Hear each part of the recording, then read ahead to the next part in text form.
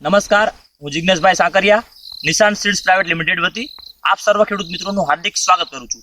આજે આપણે પાટડી તાલુકાના ગેડિયા ગામની અંદર ઊભા છીએ, જ્યાં એક પ્રગતિશીલ ખેડૂત છે જેને નિશાન કંપનીની હાઇબ્રિડ વરિયાળી હરાસોનાનું વાવેતર કરેલ છે।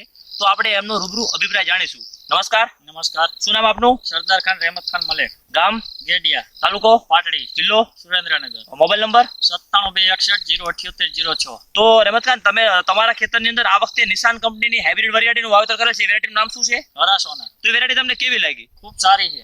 તો એ વેરાયટી તમને શા માટે સારી છે, પણ શા માટે વેરાયટી તમને સારી લાગી? આમાં ગુંદિયાનું પ્રમાણ ઓછું છે, ભરાવદાર દાણા આવે છે અને બધી રીતે સારી રીતે ઉત્પાદન આમાં મળે છે આપણને। તો તમારું કેવું એવું છે કે ગુંદિયાનું પ્રમાણ જનરલી વાત કરીએ તો ઓછું રહે અને દાણાના ચક્કરની અંદર ભરાવદાર દાણા અને જે કુમકીની સંખ્યા એ સારા પ્રમાણમાં જોવા મળે છે। હા, બરોબર।